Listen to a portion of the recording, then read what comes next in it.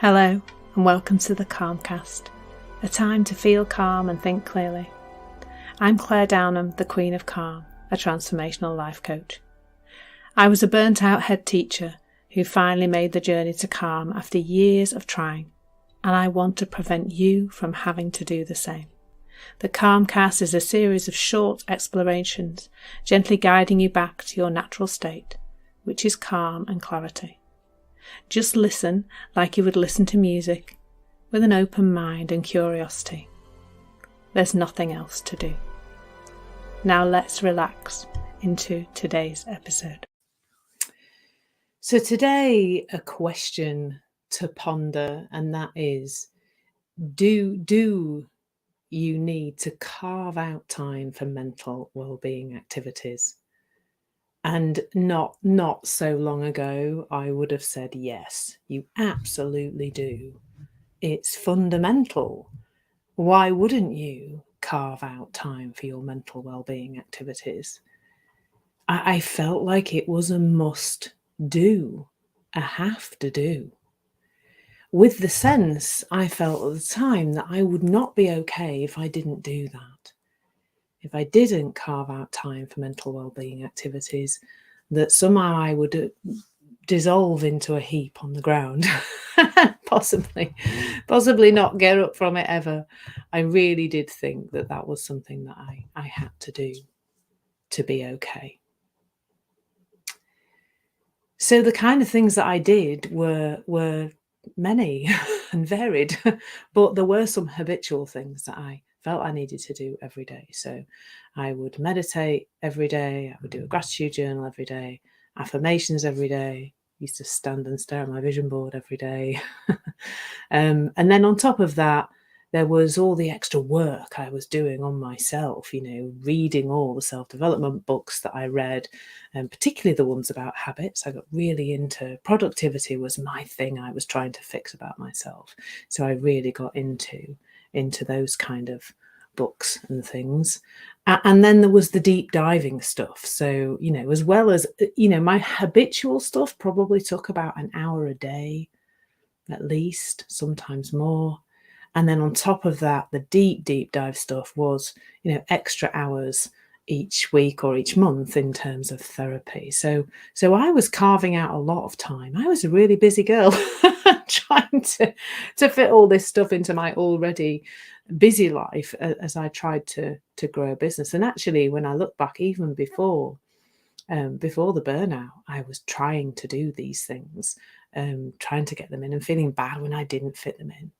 And that's kind of where I want to go now with this talk, is that's what I see in so many of my clients, and that is huge amounts of guilt. Huge amounts of guilt. Because, a lot of my clients are busy, midlife founders, leaders, CEOs, people who already have a lot on their plate. In addition to that, they have family, children, perhaps grandchildren, and a home to run, and they want to actually have a life as well. So there's all the social stuff they'd like to do, and a lot of balls in the air and a lot of plates spinning all at once. And then there's this thing where they've been told they must carve out time for their well-being activities, for their mental well-being activities. So this is not pointing towards don't do any of those things I've just listed at all, but it's about seeing that we have a choice, actually. They're not necessary. Now, I do a lot for my physical well-being, actually. I do that. I don't do anything for my mental well-being now. So, I go for walks.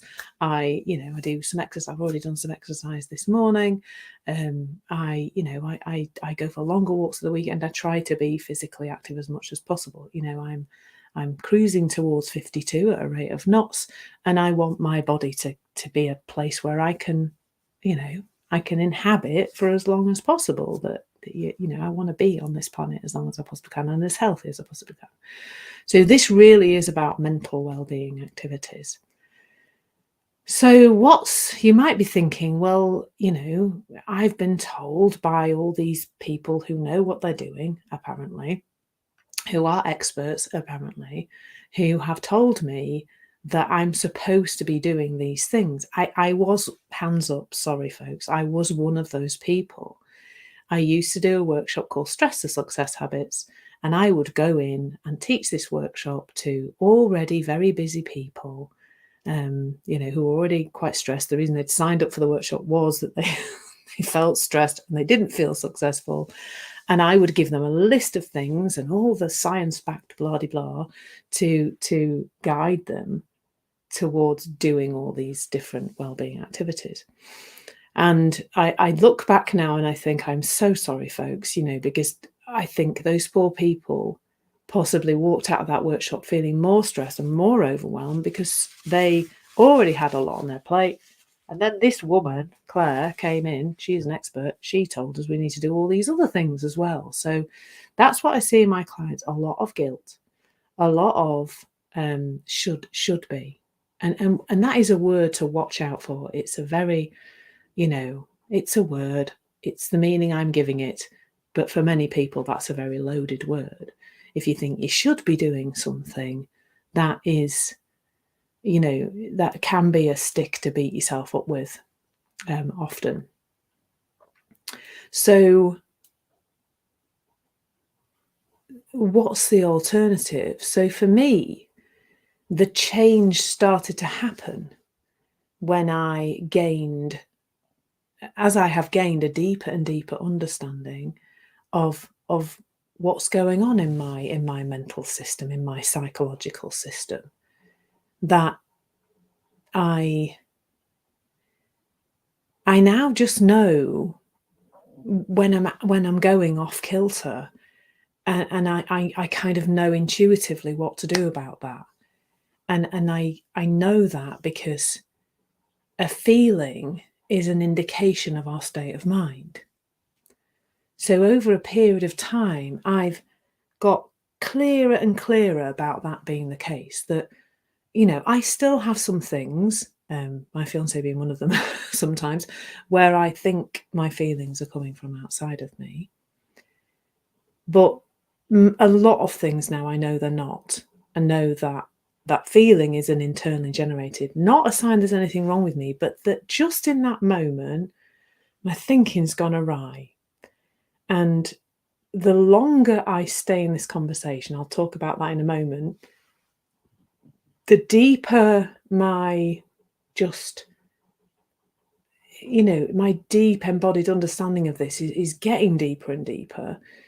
I know it in more different places, and so I self-regulate much more easily. And I focus on me a lot more. Like when I was in the outside in when I thought the world worked outside in, I would focus a lot on the other person. That would create a lot of stress and a lot of pressured thinking, because it's a lot to do is manage everybody else. It's a lot to do. It's a lot to have on your mind. So now I don't do that. I do it less and less. I tend to stay in my own lane. And I know I'm not in my own lane because it feels off when I'm not. When I'm out there in the world trying to make other people do things, it feels icky, doesn't it? It feels awful. So back to this carving out time for mental well-being activities. I don't do a lot of that anymore. Well, I don't do any of it really. Everything I do because I absolutely love it. So I was on a call last night at 6 p.m. till 7, and it was just a lovely exploration of this understanding, a lovely conversation with some really nice people. But mostly I just stay in the conversation, like I mentioned before. So my journey started in January 2020 with some coaching. So I have some coaching every so often, maybe once or twice a month. I have a coaching conversation with a lovely lady. We do a lovely exchange between each other, and we coach each other. And I join in the occasional course with people like Michael Neal and other people who are in this conversation. And I just listen. So this morning I've been listening to a lovely podcast called The Rewilders, it's by The Rewilders, Rahini and Angus Ross, and it's called I've forgotten the name. It's called Rewilding Love, the podcast. So I've just been listening to that this morning. They're interviewing another teacher in this community, and I'm just listening to that in the background. So no time, no time, no extra time. It's just been playing while I've been getting a shower and washing my hair and getting dressed this morning and getting ready for coming for making this session. That's all, and that's mostly what I do now, with the occasional bit of coaching. Now, at the beginning of my journey onto this, I did that more intensely, and now I do it less intensely, and I tend to engage in a conversation when I'm starting to feel off about something, because now I know that's a sign that there's I really do want to sneeze. Now I know that's a sign that there's something inside me.